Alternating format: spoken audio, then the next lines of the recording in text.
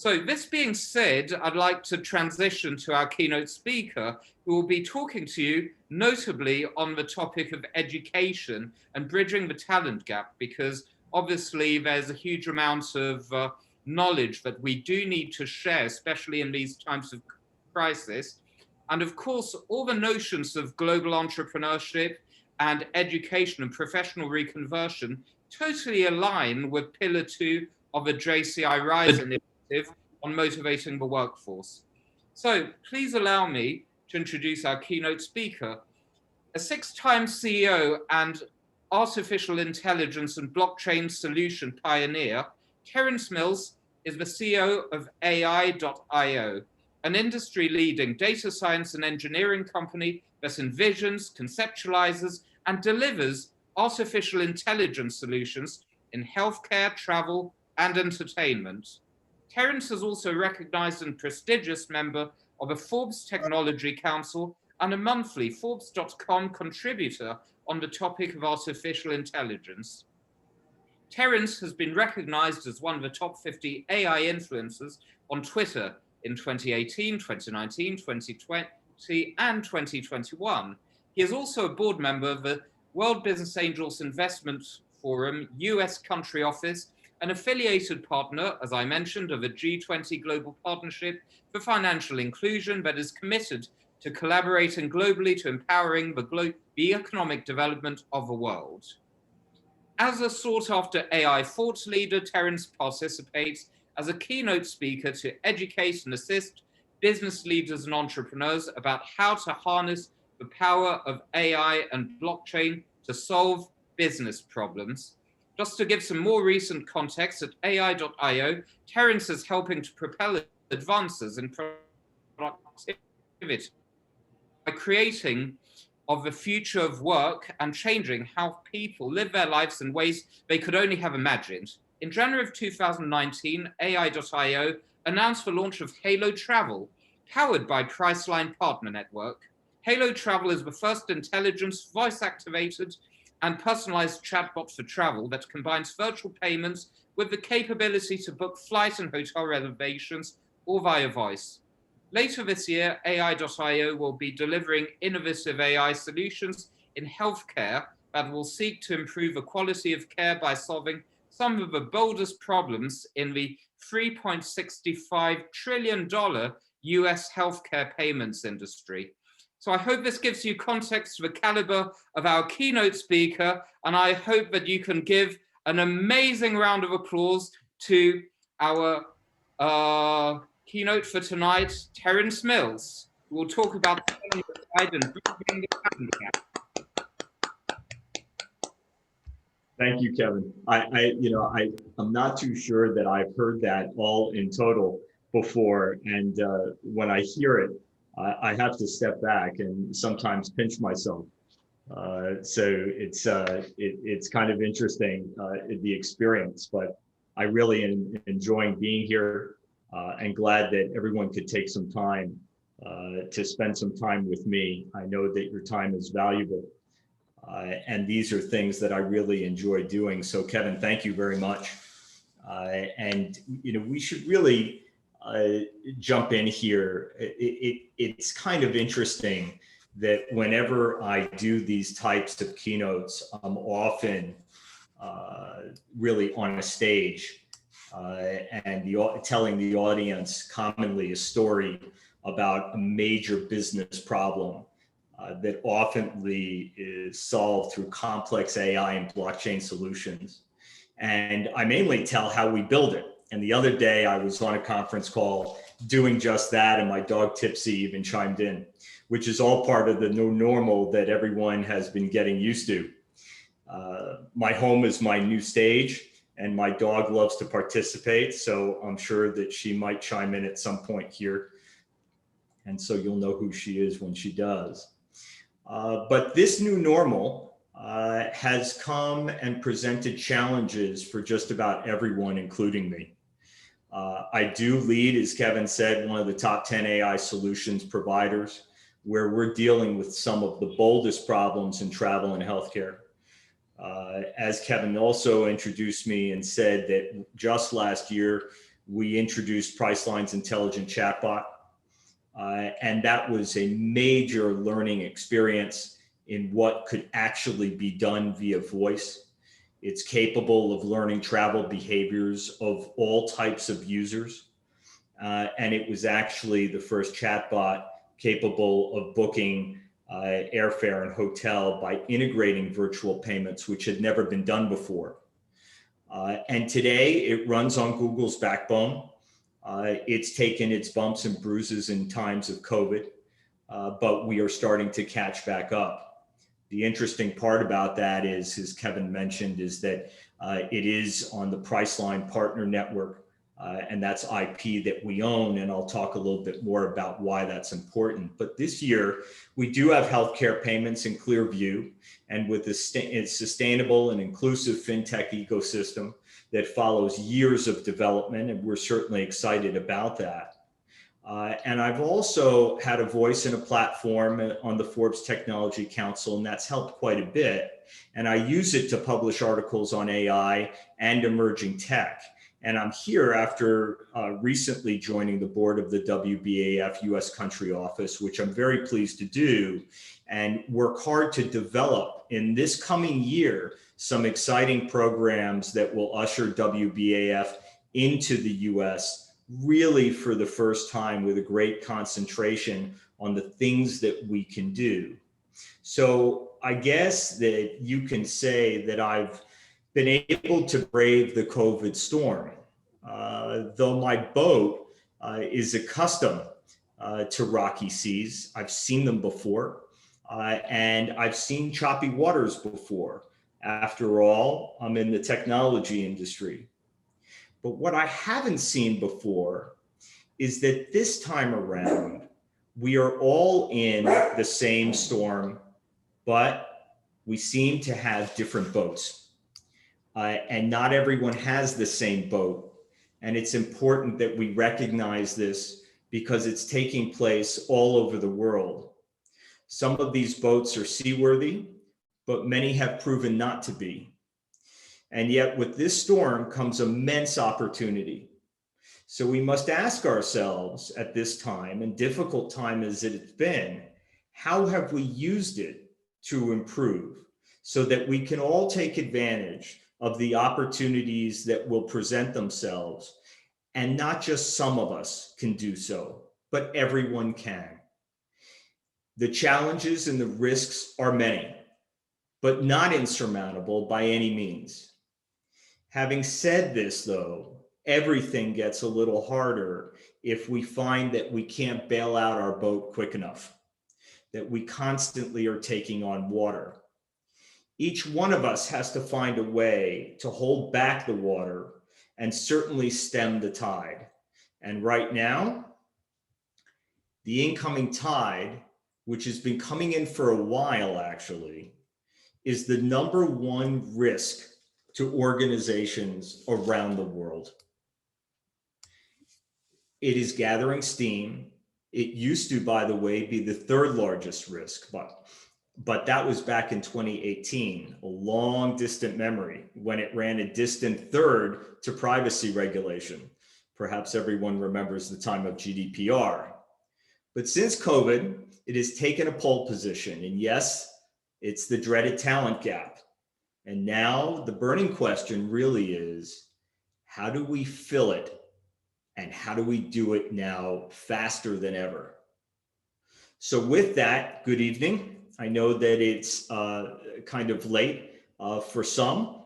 Kevin, I think it's later for you, but I was pleased when you asked me to speak about the subject that I'm so passionate about. And to say that I'm jumping in the deep end of the pool and ready to help out would be an understatement. The talent gap that faces every single company in the world right now, big or small. But guess what? I'm convinced we can all do something about it. All of us on this call and all of us around the world.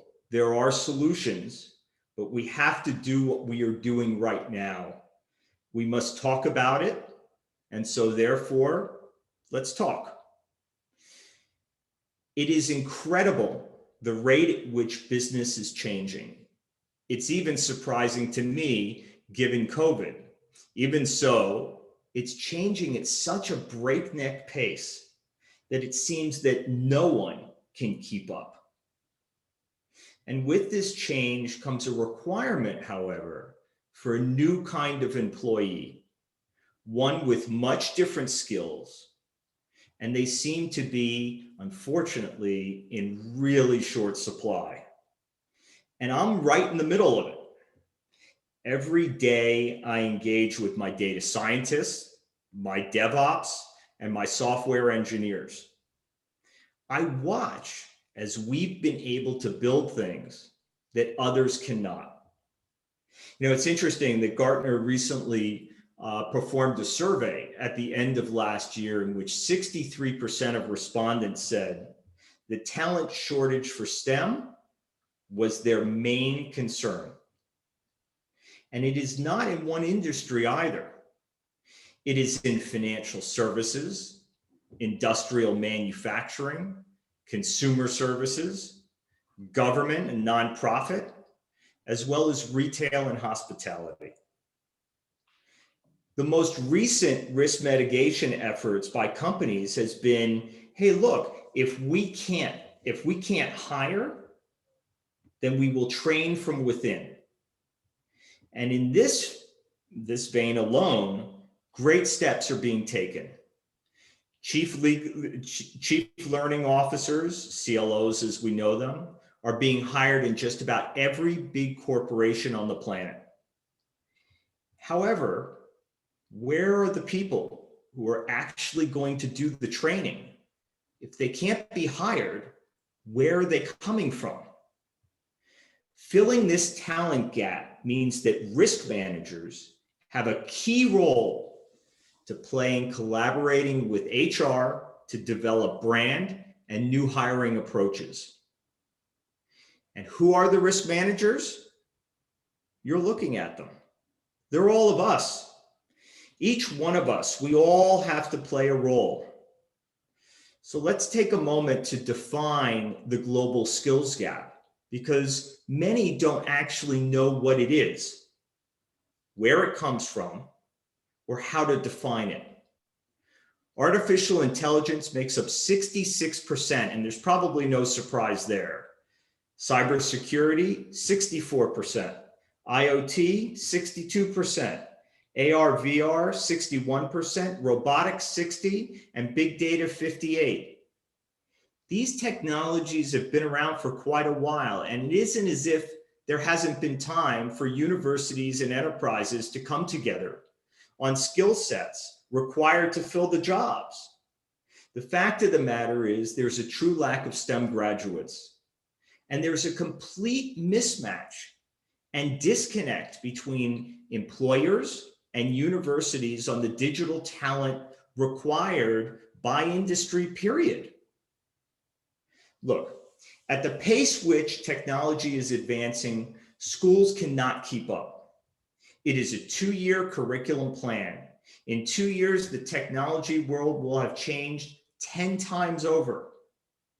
Move a ball 10 yards down the field, and it's just about that. It's 10 yards down the field in any other industry. But 10 yards down the field, in terms of technology, we've just circled the planet 27 times. That's how fast we're moving. And think about this. A quarter of a century ago, a single developer could build a decent website using HTML and CSS. Recruiting developers was a fairly simple and straightforward thing to do because the skills, while scarce, were easy to name and easier to recognize. And aspiring engineers could learn the bulk of their skills they'd need from a standard computer science coursework. Today, however, different story. Top-tier websites and website developers require collaborative efforts from a team of engineers with increasingly specialized skill sets. front-end developers who design pages that users interact with, work alongside back-end engineers, mobile engineers, platform engineers, information security teams, and all of whom have taken years to master their specialty. So employers are, in fact, in turn, no longer wrestling with just one technical skills gap, but yet hundreds of discrete shortages and surpluses. Developer is no more apt a job description than a doctor. And yet most computer science degree programs look exactly like they did 25 years ago.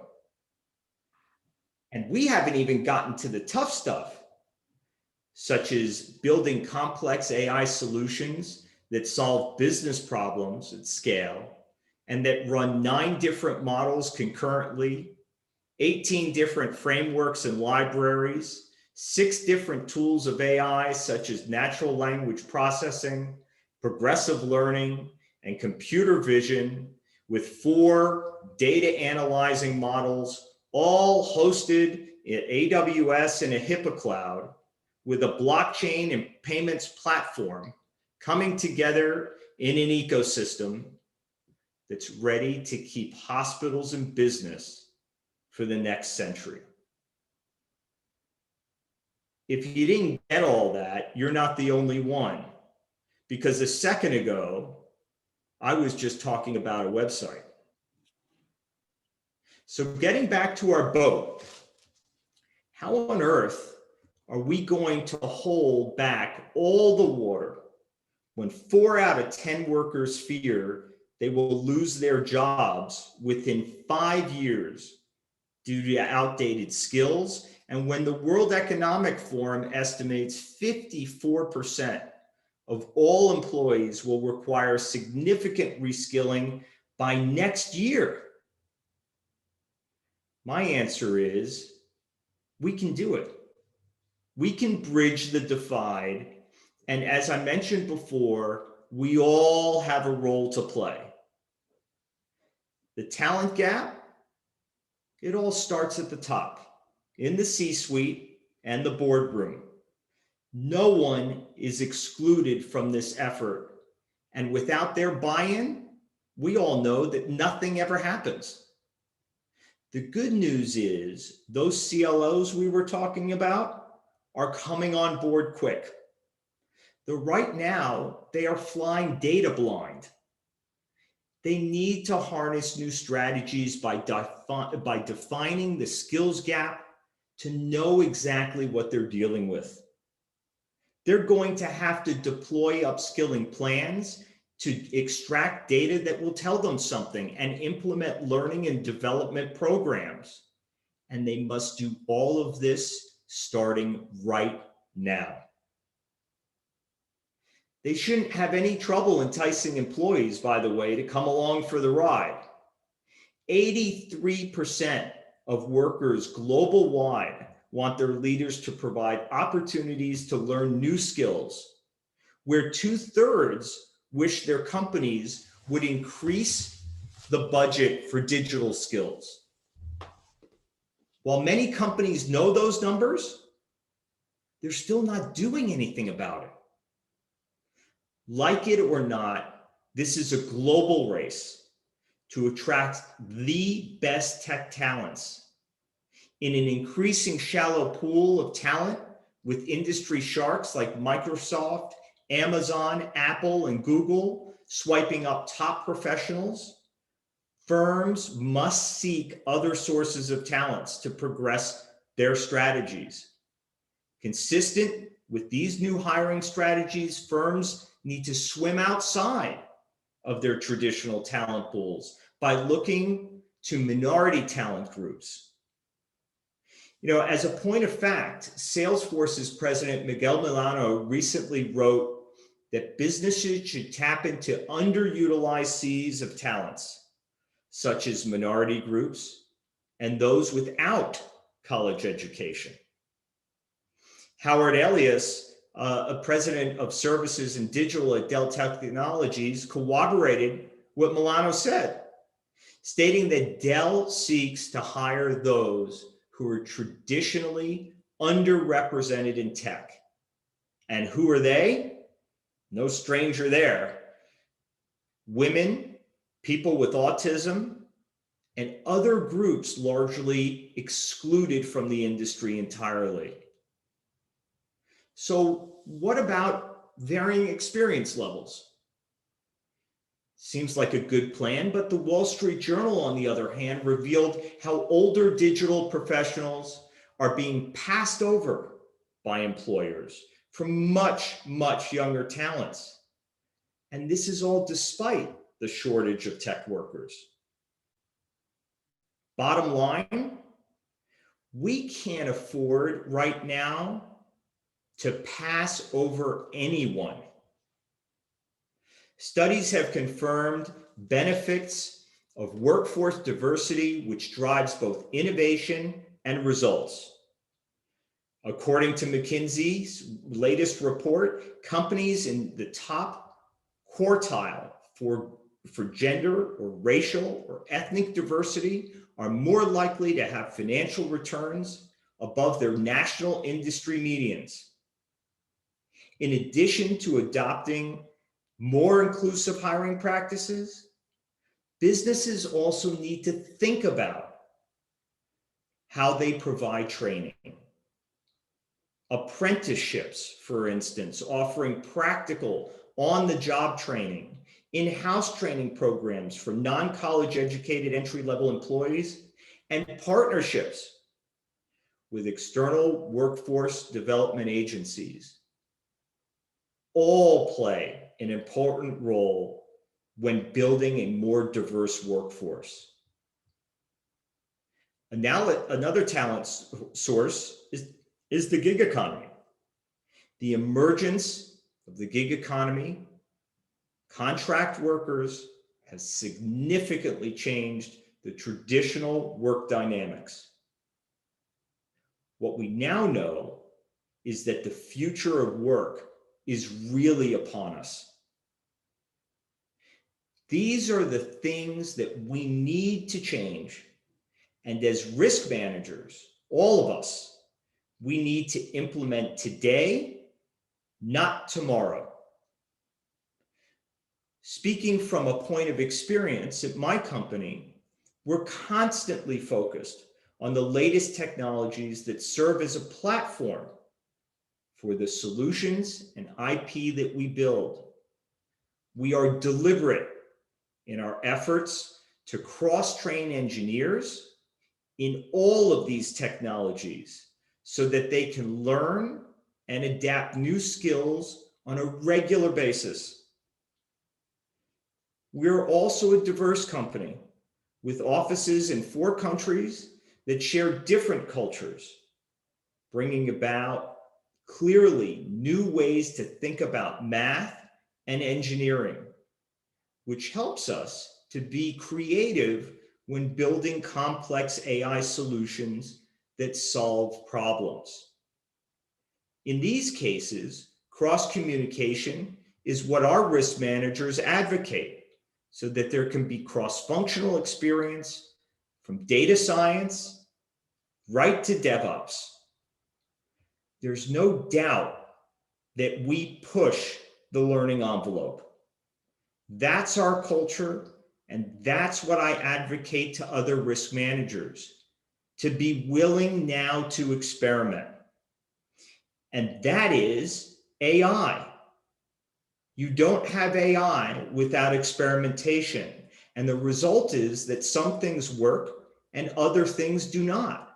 But what is learned is invaluable the next time around. And while the cutting edge can be the bleeding edge, these management techniques help us develop a deeper bench of skill sets, which often keep us in front of the competition. So back to the boat one last time. Now that it's not filling with as much water, we kind of know where we stand. It's time to do more. Companies can and will develop their own courseware for reskilling and upskilling employees. Several online learning platforms such as Coursera, Udacity, and Udemy have promised to help businesses stay ahead of digital disruption by offering courses in areas including data science, machine learning, and AI.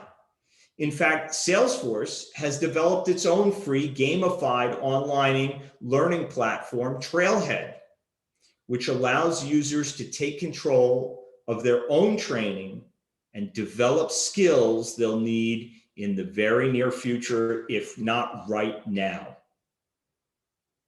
These tools are a fantastic start. And perhaps you need not look any further than the WBAF for great inspiration and some hope.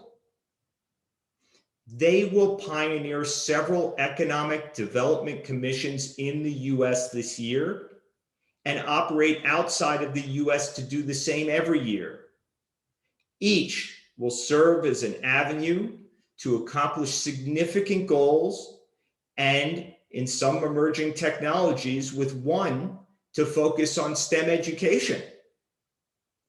If we are to truly embrace these new strategies, then companies such as mine need to pledge to be the teachers to educate on STEM. We will seek to use our human capital to teach the skills necessary and make a conscious effort right now with universities to realign with industry on the required skill sets, giving those that have lost their jobs during COVID or just graduating the opportunity to reskill and get trained. We will seek to open up doors to money that wants to invest in small businesses in the US, just like WBAF has done in other countries. We will also endeavor to introduce online schooling in concert with government and universities that are not 2-year-long curriculum changes. We will aim to keep pace with technology and be inclusive. And this work, while lofty in its goals, has already begun. We may all have different boats, but we are all, in fact, in the same storm. And for many that have had a tough time in COVID, that may be on this call, I understand, and I sympathize with everyone's situation. For those that are just coming out of school this year, I was once there. It may seem like a daunting task, but there are many reasons to be very positive. And there are good things coming. And with some hard work, probably a lot, we can all conquer this talent gap and get great people into jobs that desperately need to be filled. Just like any other storm, this is an opportunity, and it's right now. And I hope that the role I play will help you and JCI take advantage of it. Thank you, Kevin. I appreciate your time.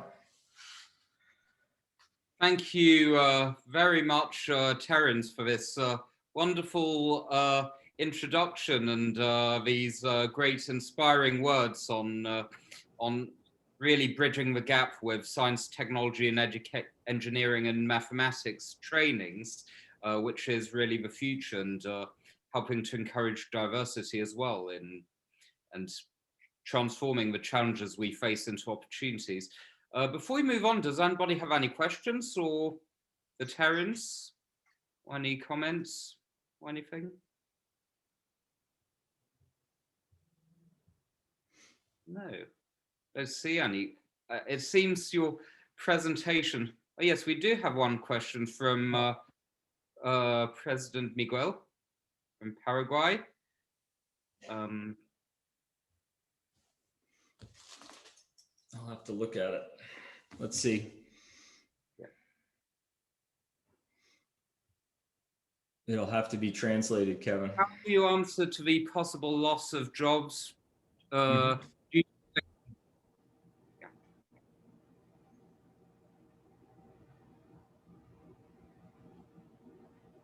Great. Thank you. How do you respond to possible loss of jobs due to the advancement of technology? And don't misunderstand me, I'm in favor of technology to make people's lives easier. It's a very good question. You know, when we're building technologies such as AI solutions, we feel as though that you're going to lose some jobs.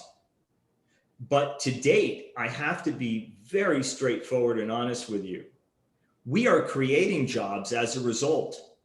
What ends up happening, which is kind of interesting because everyone feels like that with AI, their job is threatened, is that it is actually the opposite. It is an opportunity for them to advance, for them to become reskilled and retrained and not do monotonous tasks, but yet now be doing tasks that are much higher value tasks. And I'll give you an example. So in healthcare, as we change some of the processes that go on in big health systems, as an example in the US, there is a lot of jobs that are jobs that just do the same thing over and over and over again.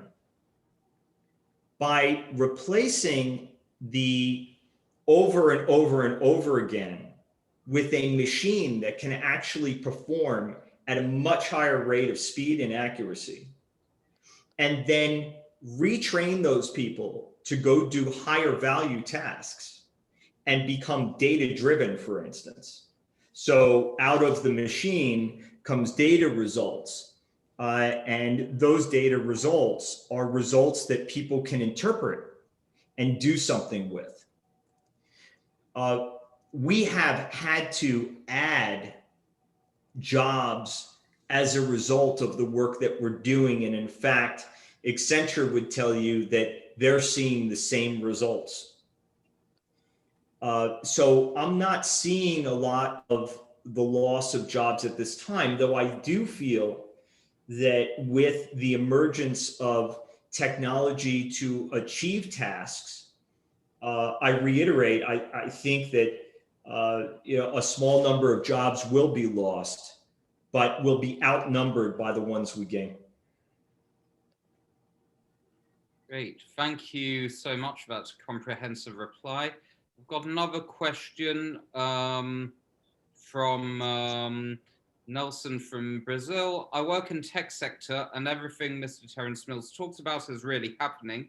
I would like to know, if possible, if there are new skill sets required for other areas rather than the tech, and where JCI could work together with WBAF to reskill our workforce for these areas. We should really focus on providing tech skills for workers in every sector, which I believe would be interesting too. Yeah, I agree. And in fact, there are a number of discussions that are being talked about that would allow some of that to happen. I think some of the things that we're doing now in the US are going to serve as examples for what can be achieved and opportunities that exist. And I think that that means that perhaps there are ways for WBAF and JCI to work together. And I'm sure that that will be explored. And with those opportunities, if there presents something that we can collaborate on to reskill, we should. As a result of some of the things that I mentioned, the education piece of this is a backstop. It is the heart of what will turn this thing around. And so therefore, I think that we will take a comprehensive approach. We will take a step back, see what we achieved, see some of the results, and then be able to duplicate that in other parts of the world. and certainly we need to in some other parts where we are. We're as a company responsible for teaching. We will have to teach these skills. I will have to take engineering teams out of the Ukraine and bring them to the US in order to affect this change. And that's what I'm committed to doing. But we all have to play this part. And I think playing the part we'll see if we can come together on some of this. Great, thank you. And we've got one last question. How can we at a local level find partners, corporations and governments to try to establish STEM education ecosystems to reduce the divide between weak educational systems and private sector demand for skills? Yeah, a very good question. So some of the requirements of what we're doing are incumbent on us to meet the demands of some what I like to call 4 pegs of the stool. So when we set up something called an Economic Development Commission, what we are setting up is a backbone that can serve as support to government. So we must have government representation locally. It will serve within the funding community because we don't guide funds. We can provide oversight of where those funds should go, but there are VCs, there are institutional investors, there are funding investors, they know where that money goes. We also need to have industry representation. And with that, we must have academia as well.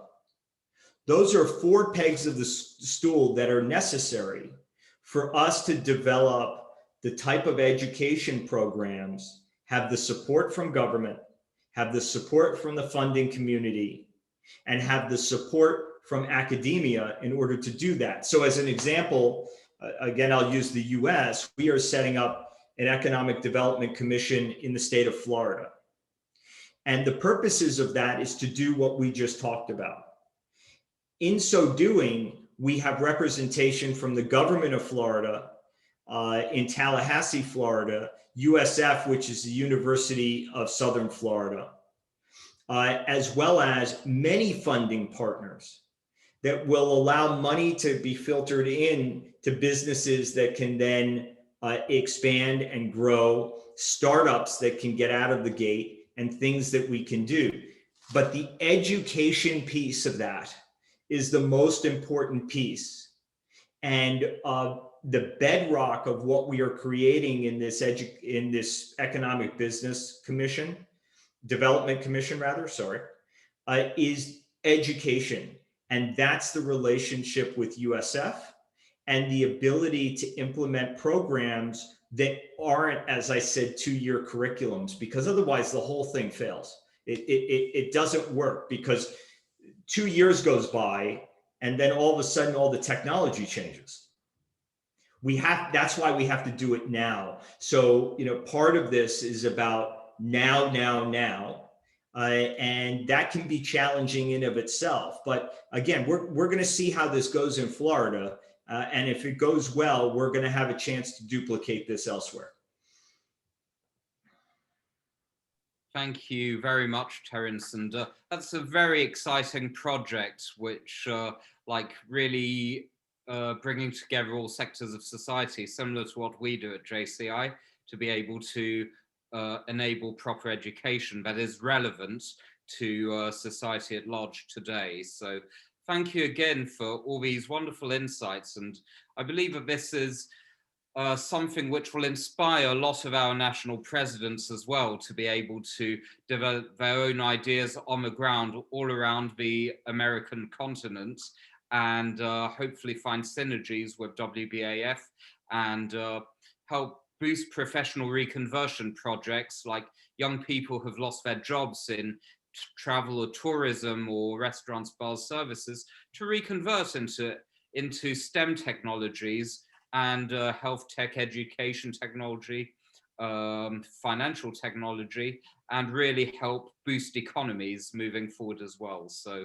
it's all about, as you mentioned, transforming challenges into opportunities. So I'd like everybody to once again give a big round of applause to Terence, and thank you for your time and the great presentation which inspired everybody.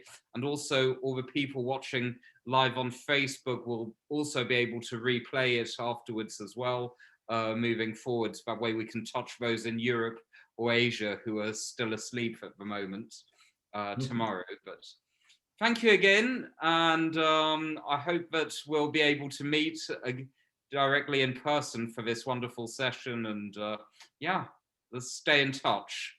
Thank you again. Absolutely, Kevin. Thank you so much. And thank you to everybody. Best of luck. We'll speak to you soon. Okay, bye. Thank you.